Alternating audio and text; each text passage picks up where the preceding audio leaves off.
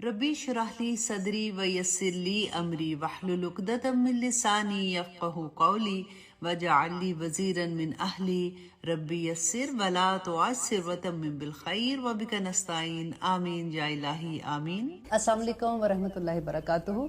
हम कुरान की तफसीर कर रहे हैं जिसमें हमारा ये होगा कि हम 5 से 10 आयात लेंगे, वो टू वो ट्रांसलेशन करेंगे और फिर उसकी हल्की सी तफसीर किया करेंगे। आप सबसे मेरी ये दरख्वास्त है कि आपके घर में कोई भी कुरान है, अगर तर्जुमे के साथ है तो बहुत अच्छा है, और अगर तर्जुमे वाला नहीं है फिर भी आप अपना कुरान अपने सामने रखें और उसके साथ अपनी नोटबुक साथ रखें, ताकि जो चीज़ आपको अच्छी लगे वो आप उसके अंदर नोटबुक में लिखते जाएंगे, तो इस तरह से आपके अपने नोट्स इंशाल्लाह तैयार हो जाएंगे। जब भी मैं किसी से बात करती हूँ कुरान के बारे में या इसकी क्लासेस के बारे में बात होती है, तो यूजुअली लोग घबरा जाते हैं कि अब हमारी उम्र बड़ी हो गई है, अब हम क्या सीखेंगे, हमें याद नहीं रहता, हमारे लिए बड़ा मुश्किल है। इस तरह के डिफरेंट क्वेश्चंस आपकी ज़िंदगी में भी आए होंगे और आपने सुने होंगे। लेकिन देखिए, अल्लाह सुब्हाना ताला कुरान पाक में कहते हैं कि वलक़द यस्सरनल कुरआन लिज़्ज़िक्र हल मिन मुद्दक्किर, कि बेशक कुरान मैंने तुम्हारे लिए आसान कर दिया, है कोई सीखने वाला। अल्लाह की पुकार है कुरान में, और एक सूरत में अल्लाह ताला ने कोई 4 दफ़ा यही आवाज़ लगाई है, और एक हम है कि शैतान हमें बहकाता रहता है, हमारे सीखने का काम नहीं है, तुम रहने दो इस बात को। देखिए, जब हम कुरान पढ़ते हैं और हम नाज़रा कुरान पढ़ते हैं ना, फॉर एग्जांपल हम रमज़ान में भी यूजुअली हर कोई पढ़ता है, हम एक रमज़ान में 5 भी कुरान ख़त्म कर लेते हैं, लेकिन क्या हमें समझ आती है? इल्ला माशाल्लाह बहुत से लोग हैं अल्हम्दुलिल्लाह जिनको समझ आती है। मुझे जहाँ तक लगता है कि शैतान इतना खुश होता होगा कि अच्छी बात है, इनको लगा रहने दो, इनको समझ तो आनी कोई नहीं है, जब समझ नहीं आएगी तो ये अमल भी नहीं करेंगे। लेकिन आप बिलीव करें, द मोमेंट आप अंडरस्टैंड करने के लिए कुरान खोलते हैं ना, आप ये समझते हैं कि अब हमने कुरान को इल्म लेने के लिए खोलना है, हमने सीखना है कि इसमें अल्लाह सुब्हाना ताला ने क्या कहा है, तो फिर आपको इतना बिजी रखेगा, आज ये काम है, आज वो काम है, पहले ये कर लो, पहले वो कर लो। मैं आप लोगों को वार्न कर रही हूँ आज कि अगर आप वाकई कुरान का इल्म सीखना चाहते हैं ना, तो अभी से आउज़ु बिल्लाहि मिनश शैतानिर रजीम ये बहुत ज़्यादा पढ़ना शुरू करें और अपने आप को अल्लाह की पनाह में दे दें कि अल्लाह सुब्हाना ताला हम ये इल्म सीखना चाहते हैं। होता क्या है कि जब हम ये कुरान का इल्म सीखते हैं, अगर हम नहीं सीखेंगे तो हम अमल कैसे करेंगे?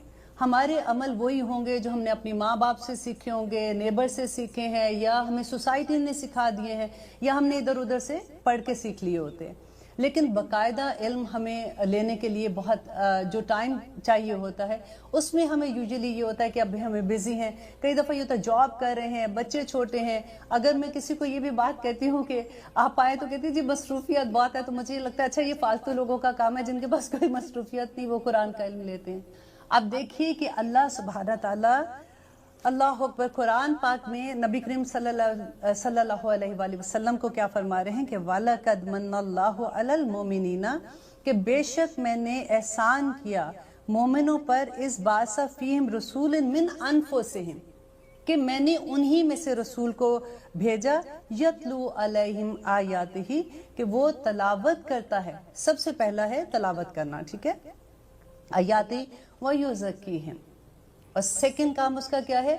जब हमें कुरान की समझ आएगी तो हमारा तज़किया होगा, हमारा नफ्स पाक होगा, हमें पता चलेगा कि क्या चीज़ हमने करनी है, क्या नहीं करनी, अल्लाह सुब्हाना ताला किससे खुश होते हैं, हमारी ज़िंदगी का मकसद क्या है, हमें हर सवाल का जवाब वहाँ से मिल जाएगा। और तीसरी चीज़ कहते हैं अल्लाह सुब्हाना ताला व युअल्लिमुहुमुल किताब, और उनको किताब की तालीम देते हैं। कुरान का मकसद एक सबसे बड़ा यह है कि उनको कुरान की तालीम देते, वल हिकमा, और उनको हिकमत सिखाते। देखिए, तालीम के लिए अगर नबी करीम सल्लल्लाहु अलैहि वसल्लम जब मदीना में आए थे, तो सबसे पहले वहाँ पे हॉस्टल बना था, जहाँ पे जो सहाबा कराम सीखते थे, उनको असहाबे सफ़ा कहते हैं, तो वो वहाँ पे आके तालीम लिया करते थे। नबी करीम सल्लल्लाहु अलैहि वसल्लम ने ये इतनी खूबसूरत बात कही थी कि एक आलिम को, एक आबिद पे, आलिम वो है जैसे आप लोग अभी सुन रहे हैं, इल्म लेने की कोशिश कर रहे हैं, कोई भी जितना भी इल्म हम लेते हैं, जब हम ये अहद कर लेते हैं कि हमने ये इल्म लेना है, तो हम आलिम के दर्जे पे आ जाते हैं अल्हम्दुलिल्लाह। कि एक आलिम को, एक आबिद पे, वो जो पूरी रात इबादत करता है, वो जो पूरा दिन इबादत करता है, उस पर ऐसे फजीलत है जैसे जैसे नबी करीम सल्लल्लाहु अलैहि वसल्लम को उम्मत के आम आदमी पर। सुभान अल्लाह। कहाँ नबी करीम सल्लल्लाहु अलैहि वसल्लम की फजीलत और कहाँ एक आम आदमी की इल्म की फजीलत। तो आप देखिए, आप इल्म हासिल करने के लिए जब आप घर से निकलते हैं तो नबी करीम सल्लल्लाहु अलैहि वसल्लम कहते हैं कि फरिश्ते कदमों तले अपने पर बिछा देते हैं, हम उनके पैरों के ऊपर बैठ कर आते हैं, हमें नजर नहीं आते क्योंकि ये गायब का इल्म है। सुभान अल्लाह। इस दुनिया में कुछ फरिश्ते ऐसे हैं जो भेजे ही इसलिए गए हैं कि वो ऐसी महफिलों को ढूंढते हैं जहां पे अल्लाह का जिक्र होता है, जहां पे कुरान का जिक्र होता है। अब हम जिक्र कर रहे हैं, आप अपने घर में बैठ के सुन रहे हैं, अल्हम्दुलिल्लाह ये महफिल है हमारी कुरान की। और वो उस महफिल में वो फरिश्ते कहते हैं कि वो पर अपने बिछाकर कितार दर कितार आसमान तक पहुंच जाते हैं। और पहुंच के क्या करते हैं आपको पता है? वो उस महफिल में बैठे हुए लोगों के लिए इस्तगफार करते हैं। हम इस्तगफार क्या करते हैं? हम सुबह एक तस्बीह पढ़ लेते हैं, अस्तगफिरुल्लाह अस्तगफिरुल्लाह अस्तगफिरुल्लाह, सोचते हैं अल्हम्दुलिल्लाह आज के पूरे दिन की इस्तगफार कर ली। और आप सोचिए कि ये फरिश्ते किस तरह के, कितनी तादाद में होंगे जो आसमान तक फैल गए हैं और वो उन लोगों के लिए इस्तगफार करते हैं जो ऐसी महफिल में भी बैठे होते हैं। सुभान अल्लाह। और नबी करीम सल्लल्लाहु अलैहि वसल्लम ने फरमाया कि जो तालिब इल्म होते हैं ना, कि आसमान और दुनिया के, आसमान और जमीन के दरमियान में जितनी मखलूक है, यहाँ तक कि पानी के अंदर मछलियां और अपनी बिलों के अंदर जो चूंटियां हैं ना, वो भी उसके लिए इस्तगफार की दुआएं करती हैं। एंड क़यामत के दिन जो उलमा हैं वो कहाँ पे बैठे होंगे आपको पता है? वो नूर के मेंबरों पे बैठे होंगे। क़यामत के दिन की आपने पढ़ा होगा, आप लोग सभी अल्हम्दुलिल्लाह मुसलमान हैं और जानते हैं कि नफ्सा नफ्सी का क्या आलम होगा। वहां पे हजरत आयशा ने नबी करीम सल्लल्लाहु अलैहि वसल्लम से पूछा था कि मैंने ये सुना है कि क़यामत के दिन जब हम अपनी कब्रों से उठेंगे तो सब लोग नंगे होंगे, उन्होंने कपड़े नहीं पहने होंगे, तो क्या हमें हया नहीं आएगी? तो नबी करीम सल्लल्लाहु अलैहि वसल्लम ने फरमाया कि आयशा, उस वक़्त नफ्सा नफ्सी का ये आलम होगा कि किसी को किसी दूसरे का पता ही नहीं होगा। और उस दिन ये हालत होगी, गर्मी की ये हालत होगी कि कहते पसीने में, अपने पसीने में इंसान अपनी कान की लो तक भरा हुआ होगा। अल्लाह अकबर। और आलम किधर होंगे? नूर के मेंबरों पर, वहां चमक रहे होंगे। सुभान अल्लाह। देखिए, कुरान का इल्म लेने का आपने सोच भी लिया ना। मेरी एक दोस्त थी, अल्लाह बख्शी, अल्लाह मियां उसको जन्नतुल फरदौस में जगह दे। जब मैं ये कोर्स कर रही थी तो मैं अक्सर उसको हदीस, जैसे हम पढ़ते हैं, हम एक दूसरे के साथ शेयर करते हैं, तो मैं उसको कहती थी कि मैंने ये हदीस पढ़ी है कि जो आलम, जब हम कुरान का इल्म ले रहे हैं ना, उस दौरान में अगर हमें अल्लाह न करे, हमें मौत तो आनी है, बरहक है, हमारी मौत आ जाती है तो हम सीधे शुहदा के दर्जे पे चले जाएंगे अल्हम्दुलिल्लाह। तो अहद कर लीजिए आज से कि मेरा जो भी टाइम होगा, जितना भी मुझे वक्त मिलेगा, मैंने तालिब इल्म रहना है। अल्लाह मियां, मैंने सारी जिंदगी ये इल्म सीखना है। अब देखिए, कुरान पाक में अल्लाह ताला कहते हैं कि शुरू की आयत आपको जब मैं इंशाल्लाह मैं आपके साथ पढ़ूंगी और हम लोग सारे इसको सीखेंगे कि अबाउट 20 आयत ही आप खत्म करते हैं तो अल्लाह ताला बताते हैं हमें कि हमारा मकसद क्या है। ये एक सवाल मुझे भी बहुत तंग करता था कि अल्लाह ताला ने आपकी दुनिया में हमें क्यों भेजा है, आखिर हमसे चाहता क्या है? तो अल्लाह सुब्हाना ताला ने इतनी क्लियरली उसमें बता दिया कि ओ वदू रब्बाकुम, मैंने क्यों पैदा किया? कि अपने रब की इबादत करो। अब इबादत कैसे करें? क्या सारा दिन हम लोग जायनमाज लेके बैठे रह जाए? नहीं। आपको पता है कि अगर जब हम घरों से काम करने निकलते हैं ना, वो भी इबादत है। सिर्फ नीयत को अपनी साफ कर लें। जब हम अपने बच्चों के लिए खाना पकाते हैं वो भी इबादत है। जब हम मुस्कुरा के देखते हैं वो भी इबादत है। जब हम किसी की मदद करते हैं वो भी इबादत है। हमारी इबादत, सुबह से रात तक हम इबादत की हालत में होते हैं, लेकिन सिर्फ हमारी नीयत खालिस होनी चाहिए। हमें कैसे पता चले कि हमारा रब हमारे कौन से अमल से खुश हो जाता है और कौन से अमल से वो नाराज हो जाता है? जब हम किसी से सुनते हैं कि अच्छा ये पढ़ लो, ऐसे कर लो, हमें तो ये भी पता नहीं चलता कि बिद्दत क्या है और क्या नहीं है। हम तो इसी शौक में पढ़ते जाते हैं कई दफा कि बस आई थिंक उन्होंने बताया, ठीक ही बताया होगा, इसको पढ़ना शुरू हो जाते हैं। अल्लाह सुब्हाना ताला ने कुरान, हमें देखे, हर इंसान को गाइडेंस चाहिए होती है ना। हमारे लिए सबसे बड़ी हदायत जो है ये हमारा कुरान है, हमारा हाजिर इमाम है। कुरान जो है ना, ये क़यामत के दिन हमारे हक में भी गवाही देगा और हमारे अगेंस्ट भी गवाही देगा। قرآن پاک میں اللہ سبحانہ تعالیٰ کہتے ہیں کہ قرآن پاک اللہ تعالیٰ سے شکایت کرے گا کہ یا رب العالمین انہوں نے مجھے چھوڑ دیا تھا۔ آپ وہ حدیث پڑھ کے دیکھیں جس میں نبی کریم صلی اللہ علیہ وسلم کی شفاعت کا بیان ہے کہ جب امت ہر نبی کے پاس جائیں گے اور ہر نبی کہیں گے کہ میرے سے یہ خطا ہوگی، ان کے پاس جائیں، ان کے پاس جائیں، اور آخر میں لوگ نبی کریم صلی اللہ علیہ وسلم کے پاس آئیں گے اور وہ سجدے میں گر جائیں گے، اور وہ جب تک اللہ تعالیٰ چاہے گا وہ سجدے میں رہیں گے۔ پھر جبرائیل علیہ السلام ان سے کہیں گے کہ اٹھیے، آپ جو مانگتے ہیں آپ کو دیا جائے گا۔ تو وہ اپنے نبی کریم صلی اللہ علیہ وسلم جو ہے وہ شفاعت اپنی امت کے لیے کریں گے۔ تو پھر اللہ سبحانہ تعالیٰ ان کو کہیں گے کہ یہ لوگوں کو آپ لے جائیں، تو وہ خود ہمیں جنت میں چھوڑ کے آئیں گے الحمدللہ، اگر ہم نیک ہوں گے تو۔ آپ یہ دیکھیے کہ نبی کریم صلی اللہ علیہ وسلم اس حدیث میں کہتے ہیں کہ 4 مرتبہ ایسا ہوگا کہ چھوڑ کے آئیں گے، پھر سجدے میں گریں گے، وہ روئیں گے اور اللہ تعالیٰ سے درخواست کریں گے، اور جب وہ 4تھی مرتبہ واپس آئیں گے تو کہتے ہیں کہ پیچھے وہ لوگ صرف رہ جائیں گے جنہوں نے قرآن کو چھوڑ دیا تھا، یا جن کو قرآن نے روکا ہوا تھا، قرآن روکا ہوا تھا، جس کو قرآن کو جسم مل جائے گا اس دن، قرآن نے روکا ہوگا، اور یا پھر وہ لوگ ہوں گے جنہوں نے شرک کیا ہوگا۔ کتنی بڑی بات ہے، قرآن کو چھوڑنے کا تو سوال ہی پیدا نہیں ہوتا۔ ہم نے اپنے بچوں کو قرآن سکھایا ہے، آپ بلیو کریں کہ اب احساس ہوتا ہے، کیونکہ قرآن جب ہم سمجھتے ہیں تو ہمیں یہ لگتا ہے کہ ہم جس زمانے میں کہ اب تو اتنی عمر ہوگی، اب سمجھ جائیں تو کیا فائدہ، نہیں، قرآن کو سمجھو، جس وقت آپ کو وقت ملتا ہے آپ اس کو سمجھیں۔ انشاءاللہ ہم جلدی قرآن میں سورۃ فاتحہ کی تفسیر سٹارٹ کریں گے۔ اس سے پہلے ہم اعوذ باللہ من الشیطان الرجیم، ہم جب بھی قرآن پڑھتے ہیں تو ہم کیوں اعوذ باللہ پڑھتے ہیں؟ آپ کو پتہ ہے اللہ سبحانہ تعالیٰ نے قرآن پاک میں فرمایا ہے کہ وَإِذَا قَرَأْتُ الْقُرْآنَ فَاسْتَعِذْ بِاللَّهِ، جب بھی تم قرآن کی تلاوت کرو تو تم نے اعوذ باللہ پڑھنی ہے، اپنے آپ کو اللہ سبحانہ تعالیٰ کی ایمان میں دے دینا ہے۔ اب دیکھیے کہ یہ قرآن ہمیں یہ بتا رہا ہے کہ اللہ سبحانہ تعالیٰ کہتے ہیں کہ قرآن کی تلاوت سے پہلے آپ نے اعوذ باللہ پڑھنی ہے۔ مجھے نہیں پتا تھا آنیسٹلی، جب میں نے پڑھا تو مجھے حیرانگی ہوئی کہ اچھا ہم تو بسم اللہ پڑھ کے قرآن پڑھنا شروع کر دیتے ہیں نا، تو بسم اللہ سے پہلے اعوذ باللہ پڑھنے کا حکم ہے۔ ہم نے کیوں اعوذ باللہ پڑھنی ہے؟ اب یہ ہوتا ہے کہ ہم تو نیک کام کرنے جا رہے ہیں، ہم کون سا کوئی غلط کام کرنے جا رہے ہیں کہ اللہ سے کہیں کہ اللہ میاں سے بچانا، اس مصیبت سے بچانا، اس آفت سے بچانا، لیکن ہم تو قرآن پڑھنے جا رہے ہیں، کیونکہ شیطان جو ہے اس کو کسی صورت یہ پسند نہیں ہے کہ ہم قرآن کا علم لیں۔ آپ دیکھیے کہ ابلیس کون تھا۔ اب ہمیں اللہ سبحانہ تعالیٰ جب ہم سورۃ بقرہ پڑھیں گے نا، آپ بلیو کریں آپ کو اتنا مزہ آئے گا، آپ کو اتنا مزہ آئے گا کہ آپ کا دل ہی نہیں چاہے گا کہ کوئی آیت، جیسے اگر ہم فار ایگزامپل 5 آیات کریں گے نا تو آپ کو افسوس ہی رہے گا کہ ہائے 6ٹھی بھی کاش آیت کو ہم لوگ آج کر لیتے۔ اتنا مزہ آتا ہے کیونکہ قرآن جو ہے نا وہ نزول کے حساب سے جیسے نازل ہوا تھا اس طرح سے قرآن کتاب کی شکل میں نہیں ہے۔ اور مجھے کبھی بھی پہلے سمجھ نہیں آتا تھا جب ہم سنتے تھے اچھا نازل ایسے ہوا تھا لیکن یہ کتاب کی شکل میں، تو واٹ از دا ریزن؟ لیکن جب آپ سورۃ بقرہ سٹارٹ کریں گے نا تو آپ کو اس کی بھی حکمت سمجھ آئے گی کہ اللہ سبحانہ تعالیٰ نے کیوں اس طرح سے ہمیں کتاب کی شکل میں دیا، اور کس طرح سے نزول فرق تھا اور کتاب کی شکل میں کیوں فرق ہے۔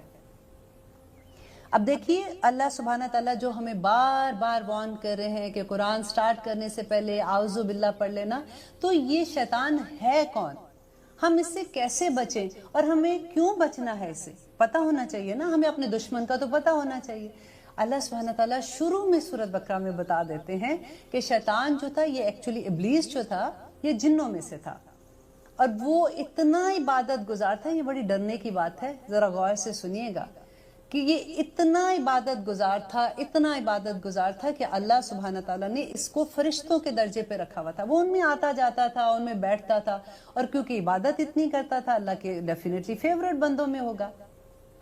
اب ہوا کیا کہ جب آدم علیہ السلام کی تخلیق کا اللہ سبحانہ تعالیٰ نے سوچا، اور اللہ تعالیٰ نے فرشتوں کو کہا کہ میں آدم بنانے والا ہوں اور میں وہ کریٹ کرنے والا ہوں، تو فرشتوں نے جو اللہ تعالیٰ کے ساتھ بات کی، یہ انشاءاللہ سورۃ بقرہ کے شروع میں آ جائے گا آپ کو، اس لیے میں ابھی وہ پورا قصہ نہیں بتاتی ہوں۔ تو جو ابلیس تھا نا، اس نے اللہ تعالیٰ نے جب ان کو کہا کہ آدم کو سجدہ کرو، تو فرشتوں نے تو سجدہ کر لیا، وہ فوراً سمعنا و اطعنا کہ انہوں نے سنا اور انہوں نے اطاعت کر دی، لیکن ابلیس نے سجدہ نہیں کیا۔ آپ کو پتہ ہے وجہ کیا تھی؟ کہ آدم علیہ السلام کو اللہ تعالیٰ نے نام سکھا دیے، ठीक है, इल्म की बिना पे आदम को फजीलत मिली थी, और इब्लीस ने क्या किया था, एक सजदे से इनकार किया था, सिर्फ एक सजदे से। तो उसके जवाब में अल्लाह सुब्हान ताला ने उसको क्या कहा था कि तू मरदूद यहां से निकल जा, उस पर लानत है। हम एक फजर की नमाज में कितने सजदे छोड़ते हैं, 4 सजदे छोड़ते हैं, सिर्फ एक फजर की नमाज। इल्ला माशाल्लाह, मैं सबकी बात नहीं कर रही हूं, हम अपने बच्चों को ही देख लें।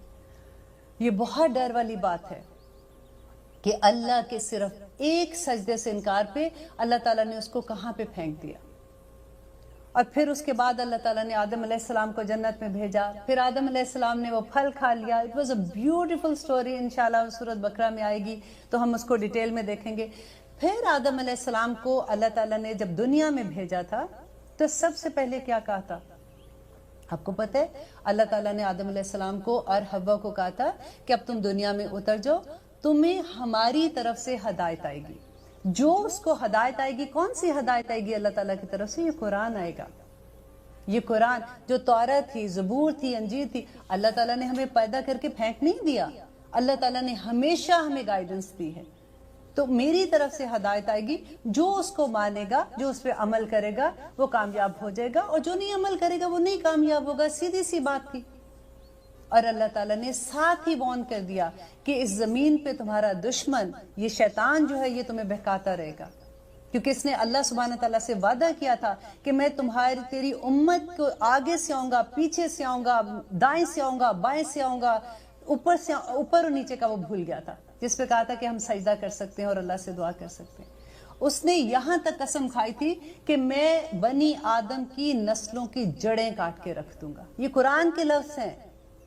आप अल्लाह से उसका मुकालमा जो है वो पढ़ेंगे तो आपको पता चलेगा कि उसने कितनी शिद्दत से कहा था कि मैं किस तरह से इन पे हमला करूंगा। अल्लाह ताला ने कहा था कि तूने जो करना है तू कर, लेकिन मेरे मुत्तकी लोग जो हैं, मेरे परहेजगार लोग हैं, उनका तू कुछ नहीं बिगाड़ सकता। ये बड़ी खूबसूरत बात है।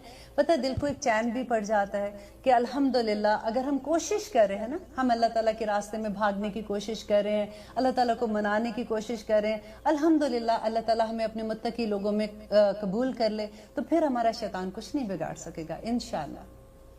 लेकिन शैतान हमें वसवसे डालता रहता है। कुल औज़ु बिरब्बिन नास क्या है, कुल औज़ु बिरब्बिल फलक क्या है।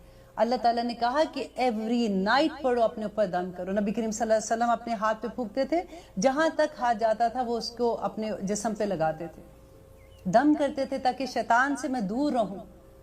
और यही उम्मत को सिखाया, क्योंकि नबी करीम सल्लल्लाहु अलैहि वसल्लम का हर अमल ही उम्मत के लिए था, उम्मत को सिखाने के लिए था। तो शैतान के हमले से बचने के लिए हमें कुरान का इल्म, तो हमें जब पता होगा तो हम करेंगे ना ये सारी चीजें। एक दफा आप पक्का इरादा कर लो कि ये काम मैंने करना है, मुझे अल्लाह को मनाना है, तो आप देखना कि आपका हर रास्ता आसान होगा। आसान पता है कैसे होगा? नंबर 1 ये कि आप पे अल्लाह ताला आपको अपनी इंशाल्लाह मदद भेज देंगे। फरिश्ते हैं अल्लाह ताला के इस कायनात में। अल्लाह ताला कहता है कि जिस बंदे से अल्लाह सुब्हाना ताला मोहब्बत करते हैं ना, अल्लाह ताला जिब्राइल अलैहिस्सलाम को 7 आसमान के ऊपर कहते हैं कि जिब्राइल मैं इस बंदे से मोहब्बत करता हूं, तू भी इससे मोहब्बत कर। और जिब्राइल अलैहिस्सलाम आसमान के फरिश्तों को कहते हैं कि इससे अल्लाह मियां मोहब्बत करते हैं, तुम भी इससे मोहब्बत करो। और आसमान के फरिश्ते जमीन के फरिश्तों को कहते हैं, और जमीन के फरिश्ते जो उस बंदे के अराउंड लोग होते हैं उनमें वही कर देते हैं, कान में इल्का कर देते हैं, उनको बता देते हैं कि इस बंदे से मोहब्बत करो। कई दफा हमें हैरत नहीं होती कि हम इस बंदे को तो जानते ही नहीं है, ये हमें कितनी मोहब्बत से मिला है। और बहुत दफा ऐसे आपको होगा कि अजनबी लोग आपसे मोहब्बत कर रहे होते हैं, आपको प्यार से देख रहे होते हैं, आपसे इखलाक से बात करते हैं, तो आप समझ लें कि अल्लाह सुब्हाना ताला को आप पसंद आ गए। राजी करना कैसे है? अल्लाह सुब्हाना ताला ने पूरा कुरान, हम कहते हैं जी इहदिनस सिरातल मुस्तकीम पढ़ते हैं ना, सूरत फातिहा में हम पढ़ेंगे, बड़ी खूबसूरत सूरत है ये भी। हम कहते हैं कि इहदिनस सिरातल मुस्तकीम, अल्लाह ताला हमारी दुआ कबूल करते, पूरा कुरान हमारे आगे रख दिया कि ये है कुरान, ये है हदायत, अब लो हदायत और इस रास्ते पे चलो। क्योंकि दुनिया में भी जिल्लत है, दुनिया में भी जिल्लत है और आखिरत में भी जिल्लत है। आप देखें, अगर हम ये रास्ता छोड़ देते हैं ना, اور اللہ سبحانہ تعالیٰ قرآن میں ایک بڑی خوبصورت بات کہتے ہیں کہ جو لوگ قرآن کو چھوڑ دیتے ہیں نا تو سنکا کا لفظ آیا ہے ادھر. سنکا کا مطلب ہوتا ہے دل کی بے چینی, کہ جو لوگ قرآن کو چھوڑ دیتے ہیں اللہ سبحانہ تعالیٰ ان کے دل بے چین کر دیتا ہے. اگر آپ دیکھیں کہ بعض لوگوں کو دیکھتے ہو کہ یہ تو اللہ کی اتنی نافرمانی کرتے ہیں, ان کے پاس اتنی دولت ہے, کاروبار ہے, ان کے اتنے نام ہیں, حیرت ہوتی ہے نا بعض دفعہ کہ ان کے اوپر تو کرم ہی ہے اللہ تعالیٰ کے, ہمیں تو کرم یہی لگتے ہیں نا.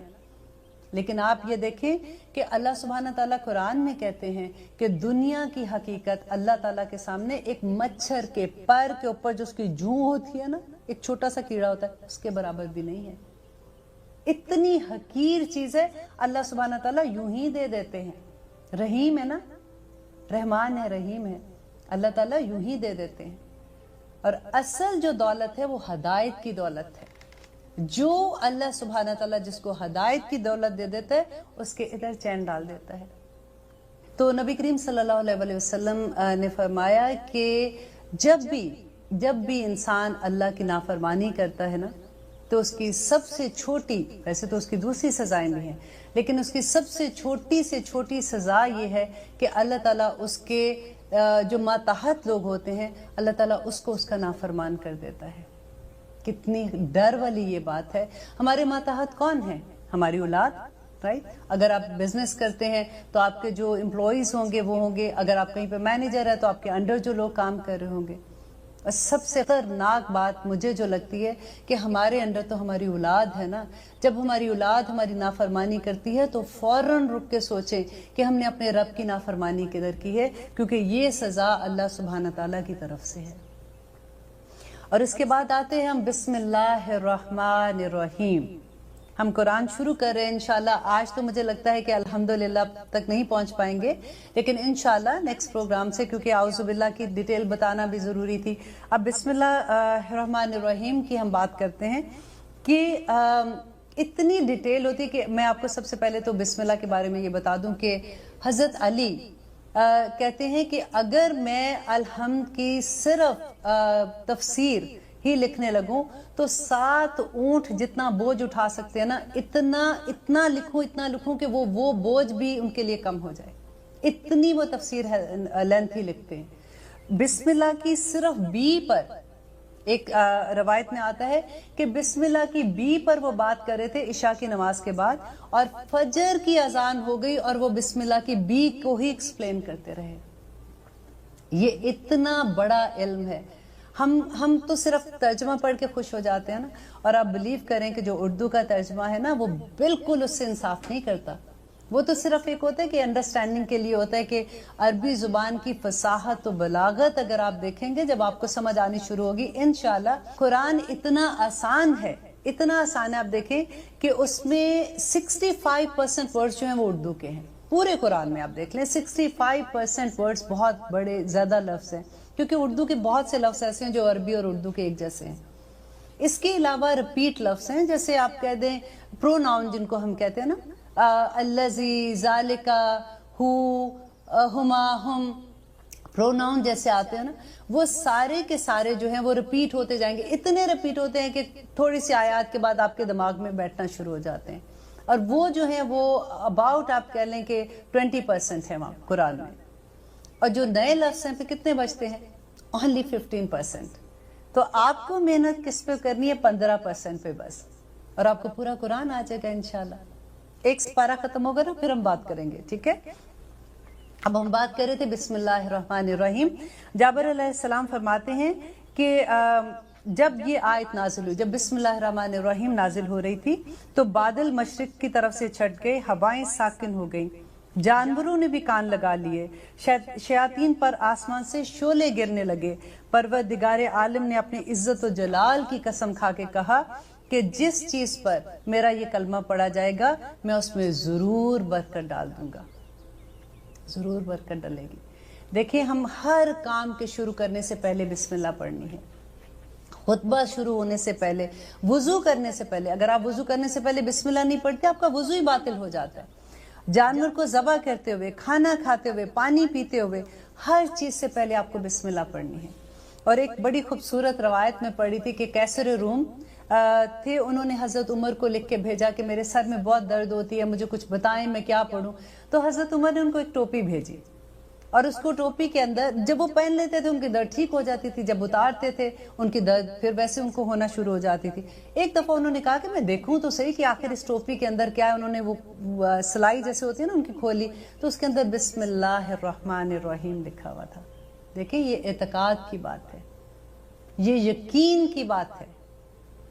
اور اس کے علاوہ ایک اور میں نے روایت جب پڑھی تھی کہ خالد بن ولید کی, اور اتنی بڑی یہ روایت تھی کہ خالد بن ولید کو ایک دفعہ کفار نے کہا کہ تم اتنا کہتے ہو, تم قرآن کی بات کرتے ہو, اپنے اللہ کی بات کرتے ہو, تمہارا رب نے اگر تمہیں بچانا ہے ہمیں بتا, یہ کر کے تو دیکھو, ہمیں یہ کر کے دکھاؤ, اگر تم زہر پی لیتے ہو تو تم زندہ بچ جاؤ گے کیا؟ تو خالد بن ولید نے زہر منگوایا, بسم اللہ الرحمن الرحیم پڑھی اور پی گئے, اور پھر بھی وہ وہاں پہ سلامت کھڑے رہے. یہ ہوتا ہے یقین کا. اب آپ نہ کہیں شروع کر دینا, لیکن الحمدللہ اللہ کرے کہ ہمارا یقین اس لیول تک آ جائے. دیکھیے جب حضرت علی کو ایک دفعہ ان کو درد ہو رہی تھی کہ کہتے تیر لگ گیا تھا پاؤں میں, تو انہوں نے کہا تھا کہ جب میں نماز کی حالت میں ہوں گی تو تب نکالنا, کیونکہ اس وقت میں اپنے اللہ سے گفتگو کر رہا ہوتا ہوں, اس وقت میں اتنا مگن ہوتا ہوں کہ مجھے اس تکلیف کا احساس نہیں ہوگا. اور ہم اپنی نمازیں دیکھیں, اللہ سبحانہ تعالیٰ سے ہم دعا کرتے ہیں کہ اللہ ہمیں وہ خشوع دے دے. وہ کیسے آئے گا؟ وہ ایسے ہی آئے گا جب ہمیں اپنے رب کی پہچان ہوگی, جب ہم اسے جانیں گے وہ ہے کون. وہ رحمان ہے, رحیم ہے, کریم ہے, ذوالجلال والاکرام ہے. ہمیں کیسے پتہ چلے گا کہ یہ ساری اتنی اس کی صفات جو ہے, جب ہم ان کو جانیں گے کہ وہ رب کون ہے جو ہم پہ اتنے کرم کر رہا ہے, تو تبھی اس کی ہیبت بھی ہوگی, اس سے محبت بھی ہوگی. رائٹ, اللہ تعالیٰ سے صرف محبت ہی ضروری نہیں ہے, کافی نہیں ہے, ضروری نہیں, غلط لفظ بول رہی ہوں, کافی نہیں ہے. اللہ تعالیٰ نے نبی کریم صلی اللہ علیہ وسلم کو جب بھیجا تھا تو کیا کہا تھا کہ ڈراؤ ان لوگوں کو. اور انذار کا جو لفظ ہے نا بڑا خوبصورت ہے. وہ ڈرانا نہیں ہوتا جیسے ہم کسی شیر کو دیکھ کے ڈر کے بھاگ گئے, وہ ڈرانا نہیں ہے. انذار کے اندر جو ڈرانا ہے نا وہ بالکل وہ ہے جو ایک ماں اپنے بچے کو ڈراتی ہے, جس میں محبت بھی ٹھاٹھے مار رہا ہوتا ہے, اور اس کے ساتھ ساتھ بچے کو ڈرا بھی رہی ہوتی ہے. مت کرو, کتنی دفعہ منع کیا ہے, اس سے چوٹ لگ جائے گی, سنتے کیوں نہیں ہو, لیکن اندر تو محبت کا جذبہ ہوتا ہے نا. لیکن اللہ تعالیٰ نے نبی کریم صلی اللہ علیہ وسلم کو بار بار یہ کہا کہ ان کو بتاؤ, ان کو انذار کرو, ان کو اللہ تعالیٰ کی رحمتیں بھی یاد کراؤ. یہ بار بار آپ ہسٹری تو کھول کے دیکھیں اپنی, آدم علیہ السلام سے لے کر اب تک اللہ تعالیٰ نے جو 1,24,000 پیغمبر بھیجے, جو کتابیں بھیجی, پھر ہم بار بار بھٹک جاتے ہیں. ہم کیسے انسان ہیں؟ اللہ تعالیٰ کہتے ہیں کہ دنیا کی زندگی کچھ بھی نہیں ہے, بار بار قرآن میں کہتے ہیں نا.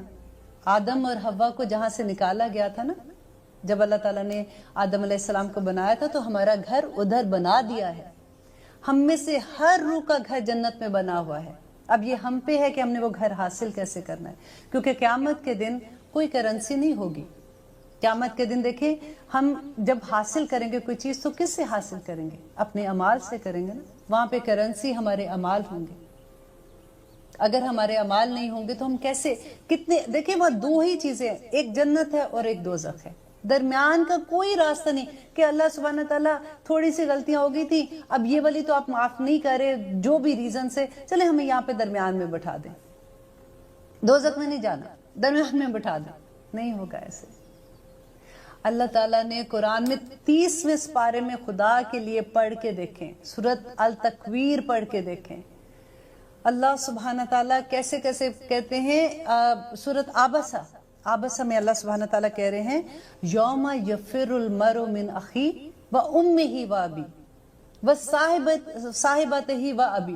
تو اللہ تعالیٰ کہتے ہیں کہ اس دن یفر, بھاگے گا آدمی اپنے بیٹے سے, اپنی بیوی سے, اپنی ماں سے, اپنے بیٹے, اپنے بھائیوں سے, اپنی بہنوں سے, ہر رشتے کو اللہ تعالیٰ نے کہا ہے کہ وہ بھاگے گا. کیوں بھاگے گا؟ اگلی آیت میں اللہ تعالیٰ نے کہا ہے کہ لِكُلِّ امْرِئٍ يَوْمَئِذٍ شَأْنٌ يُغْنِي, کہ اس دن بے پرواہ ہو جائے گا ہر رشتے سے. ہمیں یقین نہیں آتا نا، کیونکہ ابھی تو ہمارے اندر رحم کا جذبہ ہے. ہم کہتے ہیں ایسے کیسے ہو سکتا ہے کہ ہم اپنے بچے کو ایسے آگ میں پھینک دیں گے؟ ایسے کیسے ہوگا کہ اللہ تعالیٰ کہے گا قیامت کے دن ہم اپنے دودھ پیتے ہوئے بچوں کو زمین پہ پھینک کے آگے بھاگیں گے؟ ہمارا بچہ ہمارے پاس آ گیا، ہم کہیں گے پیچھے ہو جا پیچھے ہو جا. ہم نہیں جانتے، اس لیے کہ قیامت کے دن اللہ سبحانہ تعالیٰ رحم کے جذبے ہمارے اندر سے اٹھا لے گا.